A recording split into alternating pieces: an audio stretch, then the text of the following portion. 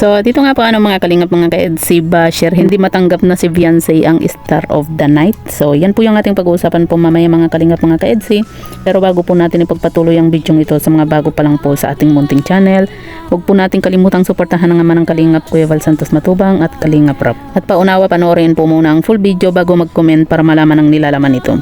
So, dito nga po mga kalingap mga ka-EDC, grabe no. Unang-una bago po natin pag-usapan nga po itong mga basher na ito. Pag-uusapan lang po natin itong si Beyonce nga po na talagang grabe no, hakot award nga po talaga itong si Beyonce. At deserve din naman po talaga ni Beyonce nga po yung star of the night.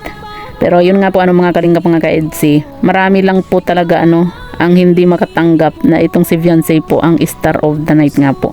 Kaya naman kung ano-ano na naman po ang mga sinasabi nga po patungkol po dito kay Beyonce talagang naglabasan na naman po yung mga basher kasi hindi po nila matanggap na itong si Beyonce po yung star of the night at hakot award nga po, di ba?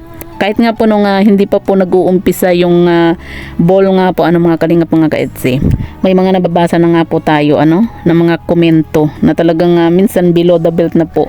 Kaya minsan may time din na hindi po natin na maiwasan napatulan. Kasi nga po, yun bang kahit wala naman pong ginagawang masama or hindi maganda itong si Beyonce sa kanila, binabash po at binabash po pa rin Kasi 'di ba, kung napanood po natin yung interview nga po sa nanay nga po ni Beyonce, sabi nga po niya kung po pwede nga lang daw po na wag na pong magtrabaho nga po itong si Beyonce yung sa love team nga po, kasi sa dami po nilang nababasa din po ng mga komento na hindi po magaganda po dito kay Beyonce.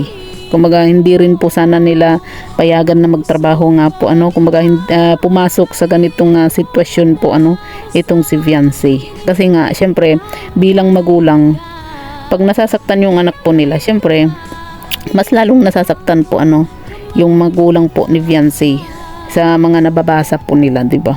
Kung nasasaktan po itong si Beyonce sa mga comment, kumbaga minsan hindi na lang po niya pinapansin, pero syempre di ba hindi po natin maiiwasan na may time din po na nasasaktan din po itong si Beyonce sa mga nababasa po niyang comment na mga below the belt na rin po gaya na lang po ng mga sinasabi po nila na ito daw si Beyonce hubadera, di ba? Tapos sinasabi po nila na mananalo daw itong si Beyonce dahil sa labas yung kaluluwa, 'di ba? Saan ba yung sinasabi nila na labas ang kaluluwa? 'Di ba? Inggit lang po kasi sila kasi sexy itong si Beyonce. Hindi lang po nila matanggap na talagang lahat po ng isinusuot po ni Beyonce bagay na bagay po sa kanya, 'di ba? Kaya talagang kung ano-ano na lang po yung sinasabi po dito kay Beyonce. At saka paanong naging labas ang kaluluwa, kita nyo naman po 'di ba kung gaano kaganda yung suot po ni Beyonce.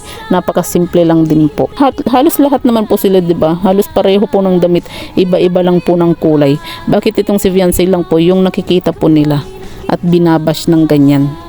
Na below the belt na rin po yung mga sinasabi po nila. At ayan nga po mga kalingap mga ka-EDC, hindi po nila matanggap na itong si Beyonce nga po yung star of the night kagabi. Kasalanan ba ni Beyonce na siya yung star of the night?